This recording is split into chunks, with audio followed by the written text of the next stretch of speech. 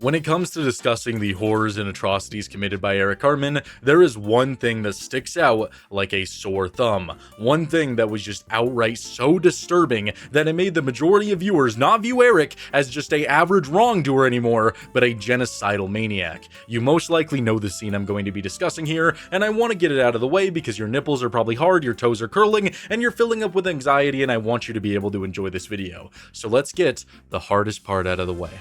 In the episode, The Death of Eric Cartman, there is one scene that genuinely changed my entire view on the world. It's a little bit hard to discuss here. I might get a little bit emotional out of just fear. All the boys, they're sitting around the dinner table, patiently waiting. Their bellies are rumbling. Their stomachs are demanding sustenance. They need it now or they're going to invoke a terrible wrath upon the world.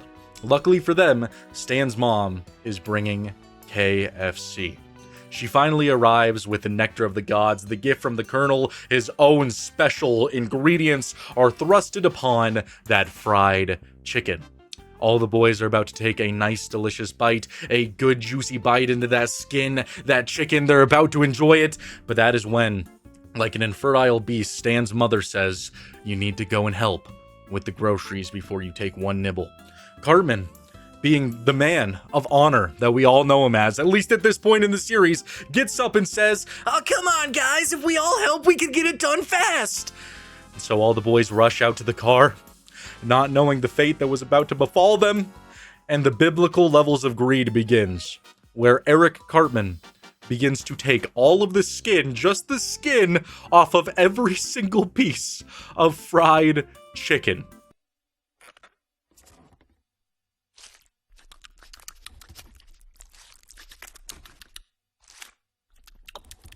And eats it all and leaves every single boy feeling distraught. The best part of the chicken is gone. What is left for them? What is left for them to enjoy? There is nothing. Nothing left anymore. Kenny even starts crying because his satiated hunger, his needs, it'll never be fulfilled.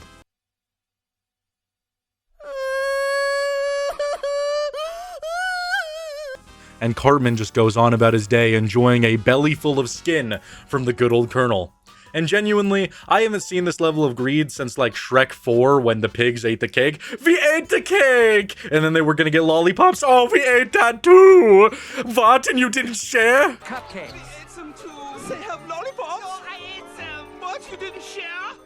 Cartman, truly, in this scene, changed my entire perception on reality, showed me what true suffering and anguish was when it comes to being hungry. There's a large global population who might struggle with things like this today, where maybe they just want KFC, and this was made a long time ago when KFC was good, before fast food was constantly trying to poison us, when they were using actual ingredients, when it was a worthy investment of your time to go and get fast food because it was just quick, efficient, well-made food. But as time has passed, it has just gotten worse and worse and worse, and now they will never be able to taste chicken like that again. They will never be able to have skin like that again. And Cartman just gets to go on his way, knowing that he got some of the last bits of fried chicken with skin with the Colonel's special sauce implanted in there.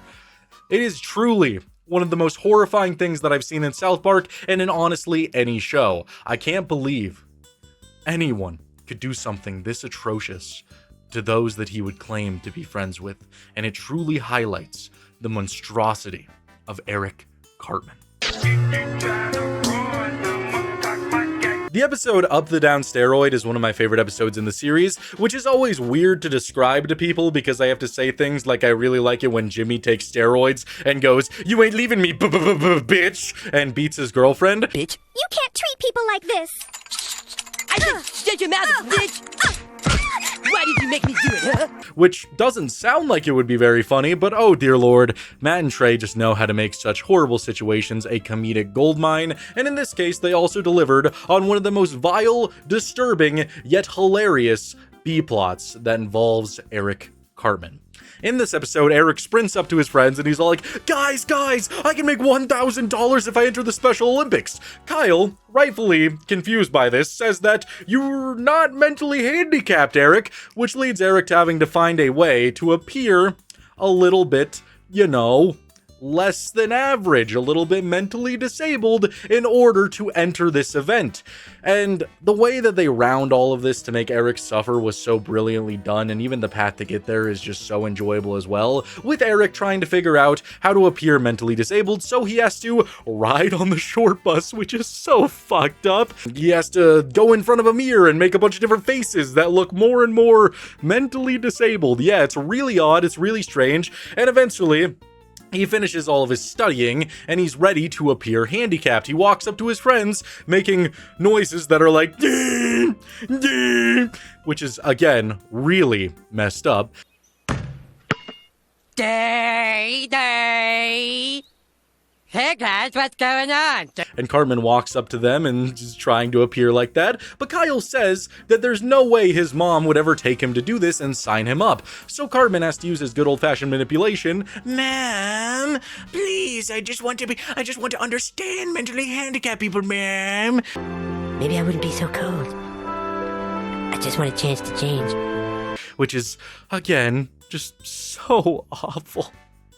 So awful, saying things like, "You don't think I'm special," because his mom says that he's not special, like they're special, is such a odd phrasing for things, but it works so well in a comedic standpoint. So eventually Cartman is going to enter the event, but Kyle stops him one more time to try to stop him from entering this, trying to do anything he possibly can, and he's just like, "Morally, I think you would go to hell for this." And again, this is one of my favorite aspects, but it's, again, just such a boggling mindset that Cartman has, where he tells Kyle, "Well, Kyle, I saw Mel Gibson's The Passion of the Christ, and, well, you're Jewish, so you have a warped reception of reality, so I don't have to believe a thing that you're saying."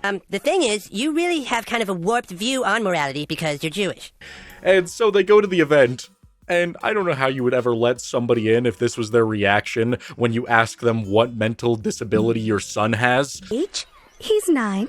Okay, and what's his disability? He's retarded.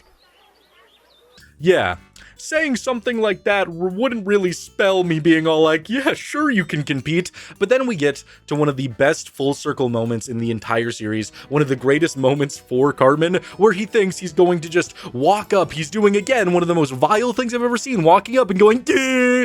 God, that's so awful. He walks up to the race and he loses. On your marks, get set. What the hell? He loses in the swimming event, he loses in the pole vault, he loses in everything, and not just that, he comes in last place in every single event. And it is just one of the sweetest moments that Matt and Trey have ever conceived. Cartman, even though he has no mental disability, he failed in every single goddamn event, and it is one of the greatest sequences in all of South Park, but it truly shows how just disparaged and mentally ill, not in the same sense as somebody who has an actual illness, Cartman is. He is just so lodged in his own mindset that he is a disturbing, vile human being who would go to these lengths, but him losing makes it all the better. So Casa Bonita truly highlights how much Cartman is willing to do just to get his way, even if it's for something kind of small. And I'm not saying Casa Bonita, the restaurant itself, is a small feat. I mean, it's a cool place. I could literally go there right now if I wanted to, and it's cool. I mean, you got people going, "Oh, I'm gonna jump off a cliff," and then you got those sweet, succulent mariachi bands, and you could just hit a little bit of a jig if you want, you know? It's fun. I like it, but I wouldn't put my friend into a bomb shelter for weeks at a time and say the cannibals are gonna eat him and convince him that if he sees a woman, he needs to start thrusting his way inside to repopulate. It's just not something I personally would do to have some Casa Bonita, but maybe, you know, if I was like 300 more pounds and I just had an insatiable craving for sofafias, then sure, I would do something that heinous. Cartman in this episode, he finds out that Kyle is going to invite 3 friends to Casa Bonita for his birthday, and Cartman is not one of them because he's an asshole.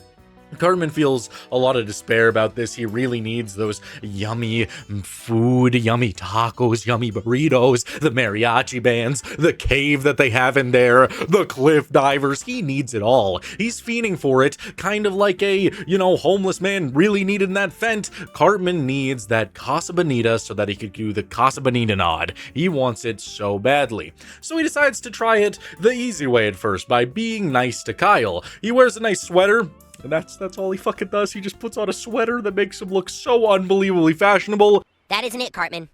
What isn't it? That's not being nice. That's just putting on a nice sweater.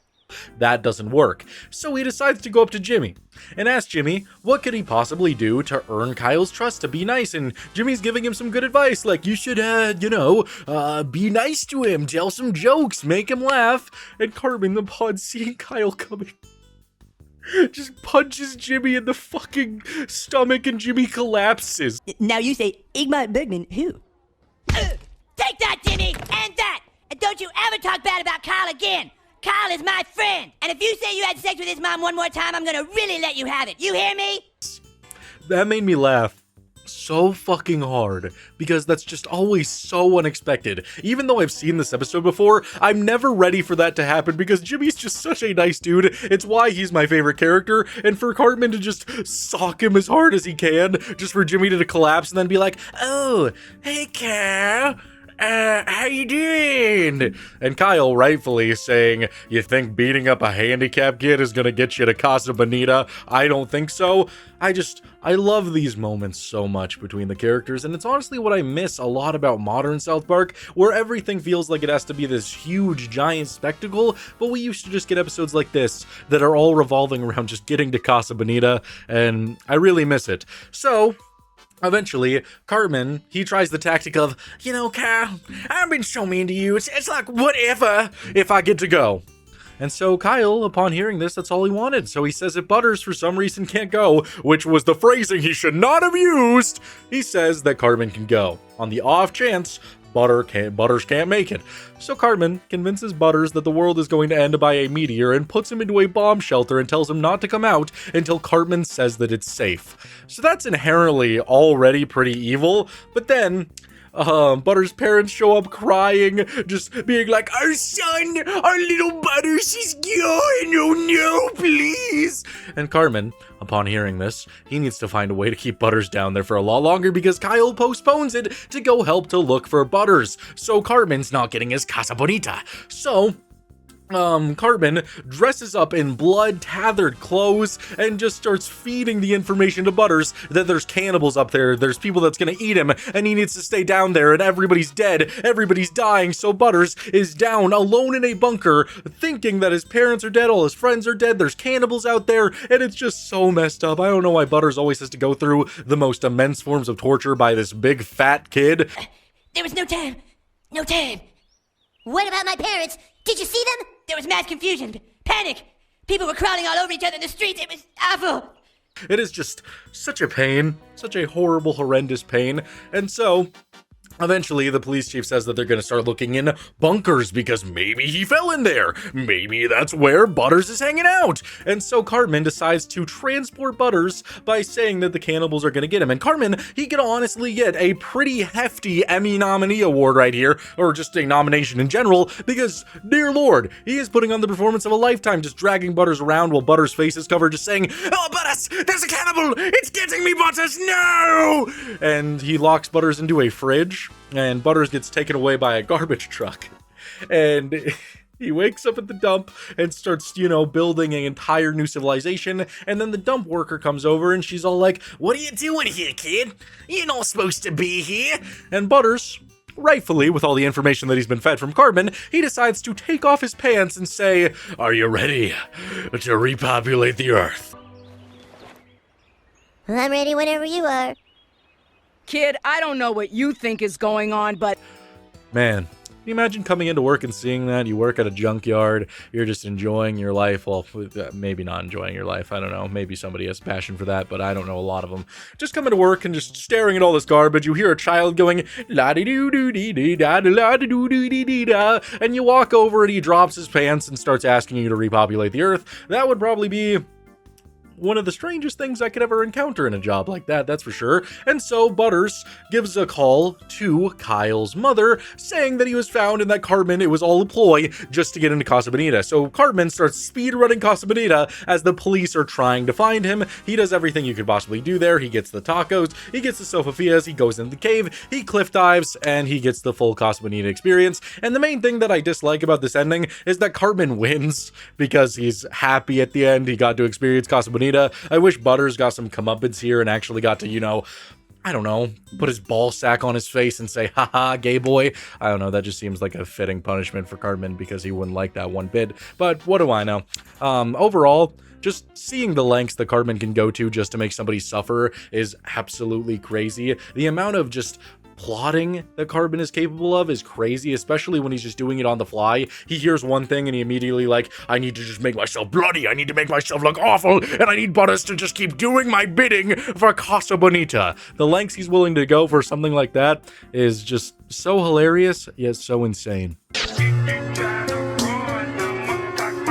The episode Crack Baby Basketball Association, even just saying that name out loud always kind of baffles me. I can't imagine how you would even come up with something like this. Like, how do you look at a baby going, all right, brother, goo goo gaga, I need crack, I'm addicted, and be like, oh, light bulb, crack baby basketball. It's such a weird concept, and I can't imagine who would come up with something like this, none other than South Park writers. And this episode is great for highlighting Cartman's ability to not only manipulate people, but his lengths that he's willing to go, and also his understanding of the world is just so faulty. The episode opens with Kyle and Stan watching Terrence and Phillip, and they see a commercial, one of those commercials where it's all like, in the arms of an angel, far away, you know, where you're supposed to empty out your pockets and just give all your money so that they could, I don't know, feed a starving child or help a puppy or something, you know, one of those.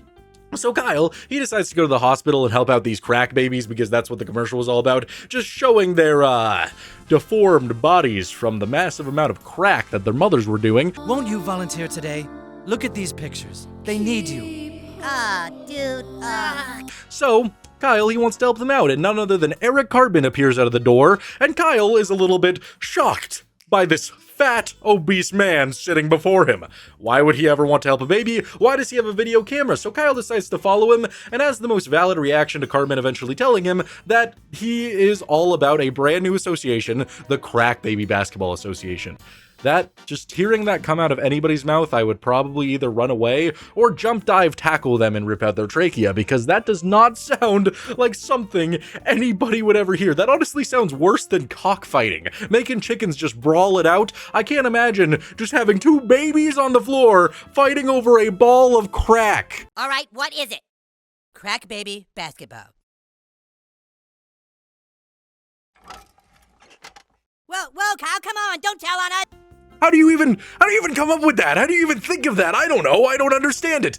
But that's what they're doing, and Cartman is able to convince Kyle to want to join the organization because he takes him out to Denny's to get a grand slam, talks to him about bacon, convinces him that they're just bettering the crack babies and giving them something to live for. Instead of just goo goo gaga crack, they now have goo goo gaga crack basketball. That's exactly what they apparently need in their life. So Kyle, he starts dressing like Cartman, acting like Cartman, just giving a full way into the manipulation, and he kind of goes on this arc of arguing with Stan for the majority of the episode, which I also really enjoy. But there's one scene I have to highlight with Cartman where he goes to a mother who is pregnant. She's a crack addict. She just can't help but just huffing and puffing that stuff and enjoying it, trying her best to just not do it, but she can't resist the call of the crack gods. And so Cartman, he offers the baby a full ride scholarship to the Crack Baby Basketball Association, but the crack baby gets no money, so the woman's a little bit apprehensive. But Cartman has a counteroffer, of course he does.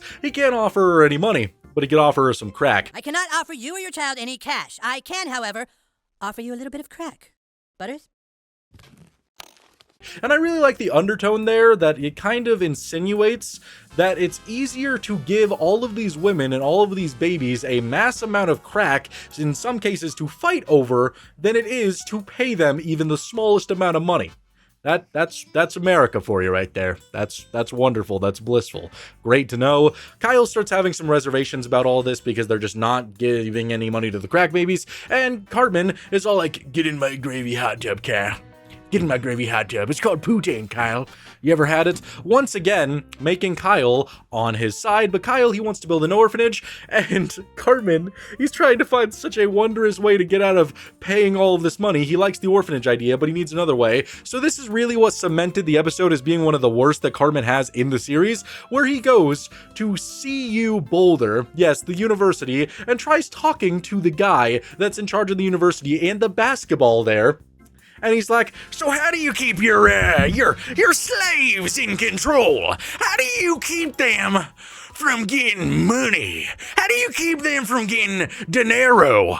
Now, when we sell their likeness for video games, how do we get around paying for our slaves, student athletes then? Are you talking about our student athletes? Oh, sure, student athletes. Is that what they're calling them nowadays? Oh, that fancy lingo. Like, this comes out of nowhere. He just starts calling them just slaves. Why is he even referring to the crack babies as slaves? He's not, I guess he's forcing them to fight over the crack, but I don't know. This is all so weird, but it's just so heinous at the same time. Cartman leaves, and they go to sell their video game rights to EA, who screws them out of all of their money. So now nobody gets an orphanage, and there's this entire thing about a rock star musician named Slash, who ends up giving the crack babies an orphanage anyway. But to get there, we watch some of Cartman's oddest and strangest plans to just take full advantage of these crack babies, and it's hilarious, but it is very malicious.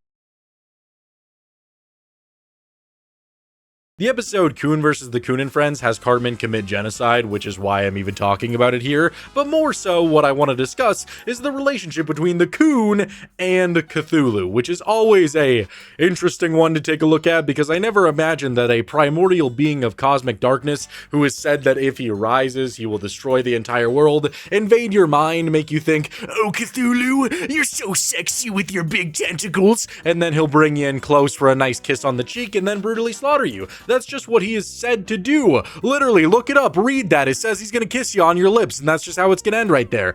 But Cartman not necessarily forming a friendship with him is surprising. It's more the way that he wins him over and makes Cthulhu start doing his bidding. I don't know why they decided to turn Cartman into a cat anime style parody, in which, when Cartman really wants to just do his own destruction, do his own thing, he crawls up on Cthulhu, starts making biscuits on his back, you know, just a good old rub down with his claws, starts purring aggressively, and nuzzles into a little spherical ball on Cthulhu's back. Meow.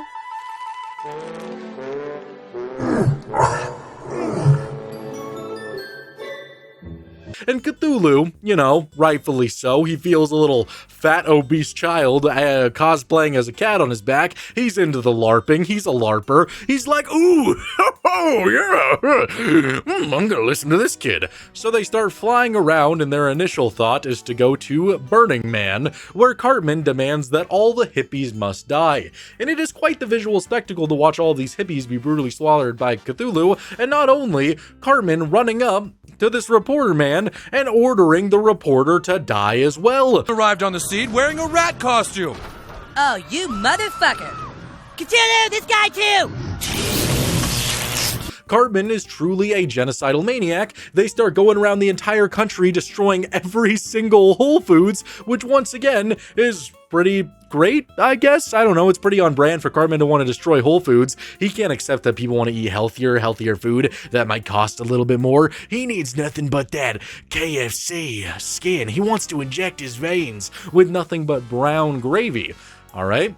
So, Cartman then has one final order for Cthulhu, and that is to go to a Justin Bieber concert, and I get to watch Justin Bieber's head be popped. Douchebag!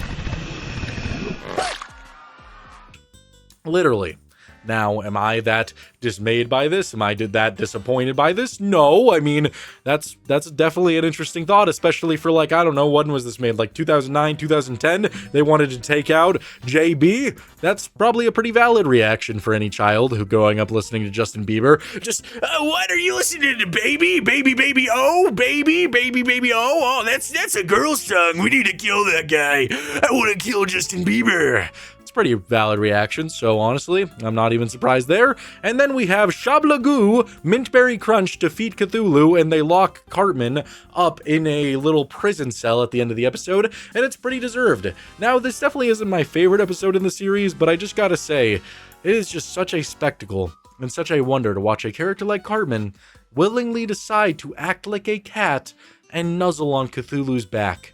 It is just something that you would never expect from any show, but hey, we have it.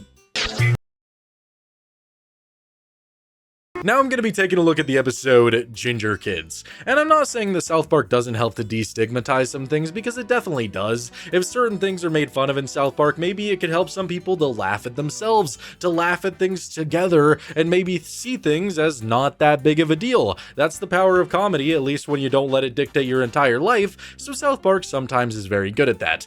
Not in the episode Ginger Kids, though.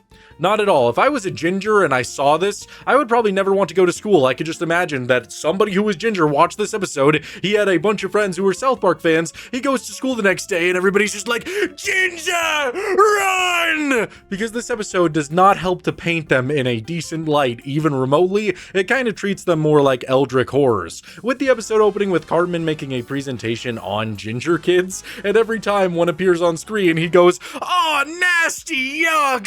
Whatever will I do if this thing is chasing me down the street?" Light skin, red hair, and freckles.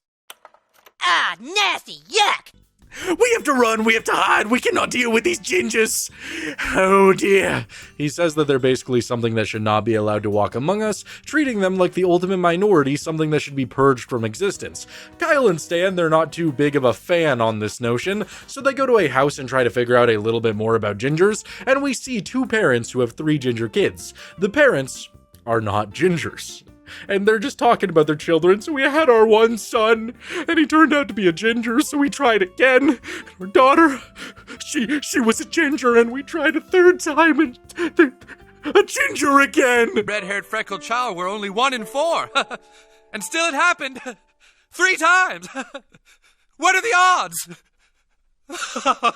It's apparently a recessive gene, and the parents break down and start crying and don't know what to do, and tell Kyle and Stan the only word of advice that they could ever give them, and that is to marry an Asian, because the recessive gene will not take over with the Asian genes already in the pool, which is a very interesting thought nonetheless. And so we see the hatred that Cartman has begun to spread on the school, with characters even like Jimmy being like, "You can't come into the cafeteria, you bitch! Get out of here, you ginger!" How come? Ginger kids eat in the hallway. Yeah, go on, beat it, retard. So that was pretty unexpected, and gingers, they're not allowed anywhere, they're just being tormented, and so Kyle gets the brilliant idea to torment Cartman a little bit. They sneak into his house, and they make him a ginger, pale as a ghost, freckles everywhere, and that stunning red hair, making Cartman feel a little bit soulless, to say the least. So Cartman's mother sees Cartman like this, starts to panic, starts to scream, the pale light upon his skin. It is just not her baby boy, not her son. She rushes him to the hospital, the only thing that she could think to do, and the doctor suggests putting him down. Understand, there is no cure. Your son will be ginger his whole life. You might want to just put him down. He's ginger. What kind of a life will he have like this? What kind of a life will he have with that stunning red locks? Like, will he have anything in life? Will he be able to do anything in life when he's just a poor little gingy? I don't think so. So Cartman goes to school, the fear of being put down, the fear of not being accepted. He tries to sit in the cafeteria, and everybody tells him to get out of here, you fat ginger jackass.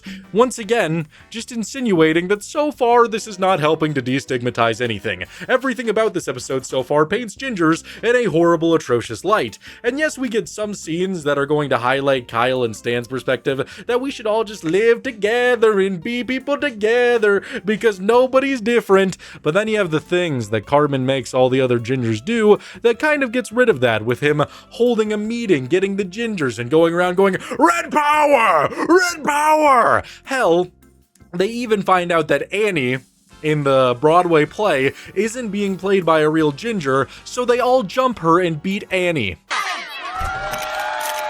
There she is! Get her! You're not ginger, bitch!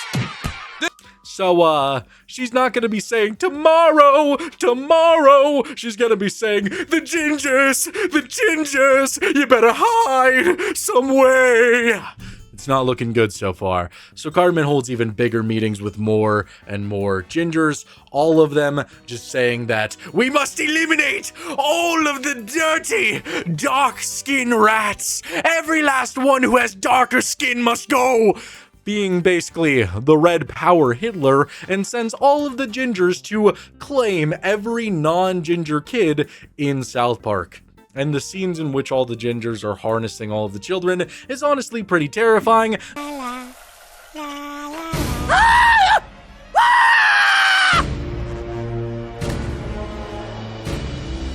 So once again, a ginger watching this probably went to school and was not feeling very accepted. Everyone was running, everybody was screaming. Every single freckle that was seen up until that point was now viewed as a grotesque part of their body. They were just not meant to be accepted. And so they're going to kill everybody who isn't a ginger. They have to exterminate them. Kyle tells Cartman that he is not a ginger, so Cartman starts going, everybody live together, let's live together, we don't need to kill anybody.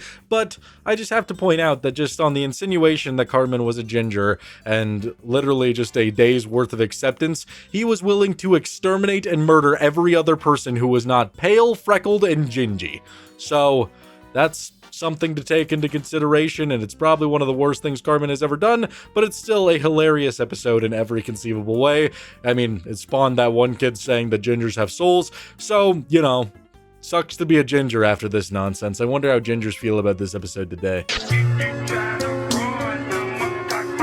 The episode Tonsil Trouble sees one of the most strange medical situations I've ever seen in my entire life. Now, imagine you're being coerced into getting your tonsils removed. The prospect of ice cream awaits you. Free, unlimited ice cream. Are you gonna go through with it? Most of you probably would. It's something that needs to happen. It's gonna benefit you health-wise, and it's also gonna give you a nice, sweet, frozen treat. Cartman is going through this. He's coerced, he goes through with the surgery, he wakes up feeling strange, but ultimately enlightened with the fact that he's gonna have a yummy, delicious treat. Until the doctor walks in with some news that, no, he wasn't penetrated anally, but Cartman has developed HIV. Cartman has AIDS. Eric, I'm afraid that we've accidentally infected you with the AIDS virus. What? Yeah, the doctors made a 1 in a billion fluke and gave Cartman AIDS, and I thought that was the best way you could possibly open an episode of South Park. Within the first 2 minutes, they haven't even really established much, other than the fact that Cartman now has a life-changing disease that he, didn't get pounded for. So that's interesting to say the least. God, I just love everybody's reactions where Cartman has to go to school, and everybody starts laughing at the fact that he has AIDS. Kyle especially is making fun of this. He just can't contain himself, and so Cartman, he decides to go to Kyle's house late at night, stick a syringe into himself, and just put that syringe in Kyle's mouth. So once again, not pounding his tuna, not getting all up in Kyle, but giving him AIDS. Once again, not anally. Something that you would never expect to happen, but hey, now Kyle and Cartman can be AIDS buddies. And Kyle's reaction, and just throughout this entire episode, is one of my favorite instances of the way Kyle behaves. Because he just has this no-nonsense attitude to him where he wakes up, he goes to the doctor, and the doctor is just like, son, have you been, getting pounded? Have you been, canoodling with another man? Boy, have you been having unprotected anal sex? What? And Kyle rightfully says no. He finds out he has AIDS and immediately sprints to the school and just starts beating the ever-living shit out of Cartman, which was honestly hilarious. And once again, I can't imagine this ever being a real scenario. Dear Lord, I hope nobody's ever woken up, went to the hospital, had a surgery, and then all of a sudden the doctor comes in and tells them that they have AIDS. That just wouldn't be my cup of tea. But they go to the principal's office, and Kyle utters the words, "He gave me AIDS." And I can't imagine hearing that coming from a 4th grader's mouth. That genuinely seems baffling. I don't even know what I would do as a principal. What would you do? Hearing from a young boy sitting across from another young boy saying, "He gave me AIDS." I would immediately think, 4th graders? Anal sex? Well, Kyle, maybe I was just trying to prove a point.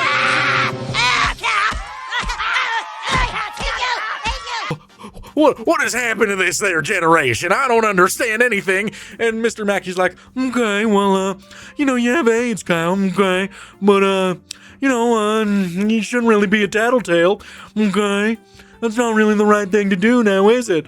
So Kyle is now dealing with the fact that he has AIDS, Cartman has AIDS, so they want to go and find Magic Johnson in order to discredit and remove their AIDS. So they go to Magic Johnson's house, and I love that Cartman, just every time somebody asks, do they actually think they have AIDS? He goes, yeah, we sure do. We're HIV positive. Kyle just starts beating him up again, punches him in the face, and tells him that this is serious. Kind of.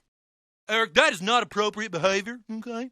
You cannot purposely infect other kids with your disease. And I think the main reason that I like this version of Kyle so much, other than that he just has no nonsense, is also that a lot of his conversations, they just feel very real and natural for somebody who has been impregnated with AIDS. No, infected. Infected, I shouldn't say impregnated with AIDS. That doesn't sound quite right.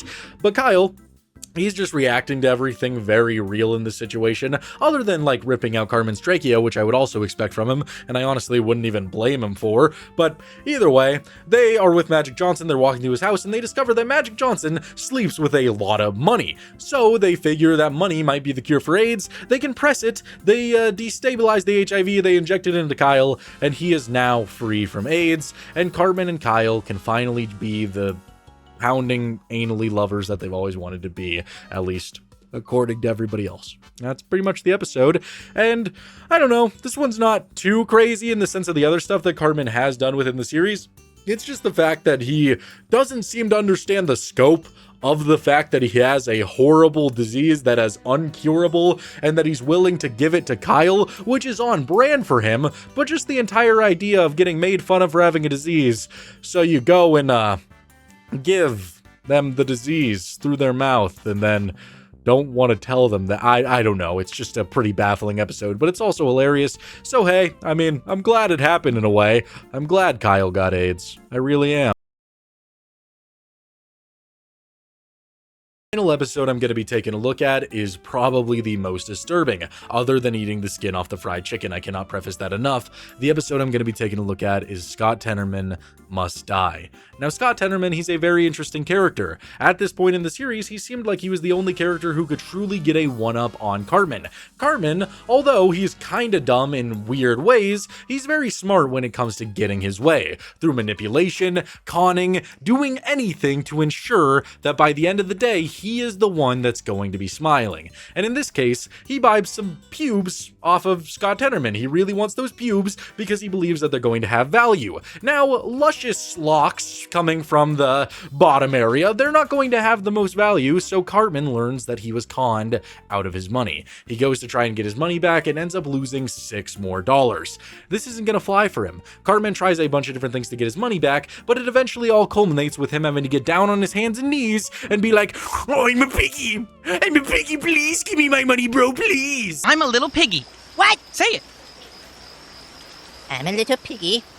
And Scott Tenerman, to thank Cartman for his begging, burns it in front of Cartman's face. Now, if there's one thing that you should know if you've watched the series of South Park, is you should never really do anything to wrong this guy. He will genuinely make your life a living hell, and initially, Cartman's pretty tame with what he tries to do. I mean, not tame in the sense of it being that tame. I mean, compared to genocide and racism, a pony trying to bite off your cock isn't that bad. He tries to teach a pony to bite that dick off, but the pony's more interested in, like, sucking that thing, because it's just, a sucker pony. It really wants to suck on that thing. Oh, no, pony, he'll like that. Eric, are you training that pony to please you? No. So Cartman has to come up with a different plan. He initially tries to dub over a Radiohead video, which is Scott Tenerman's favorite band, but Scott Tenerman takes the video of Cartman begging and plays it for all of South Park. This pushes Cartman over the edge. And he does something that I never thought I would see in any form of fiction, something that I didn't think South Park would ever do. This truly pushed Cartman's character over the edge. Once again, just slightly a little bit less than eating the skin off the fried chicken.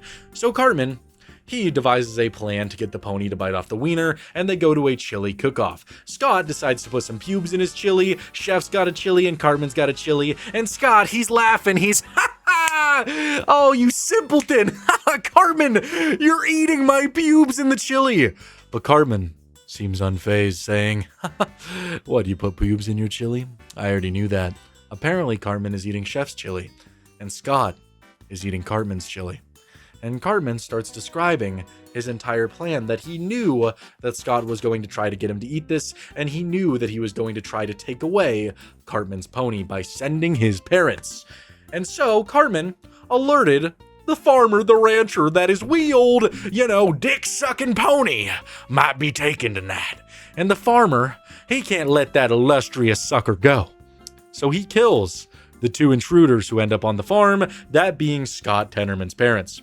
Cartman sneaks onto the crime scene and steals the bodies, taking them to have a little bit of fun, and with an axe, he chops them up into a nice, delicious chili that none other than Scott Tenerman is eating.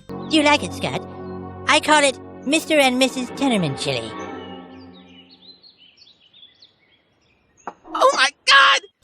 And it's one thing to have him eat his parents, but it's everything that Cartman says after this that, again, is so shocking and so disturbing, saying, "No, I made you eat your parents." I made you eat your parents.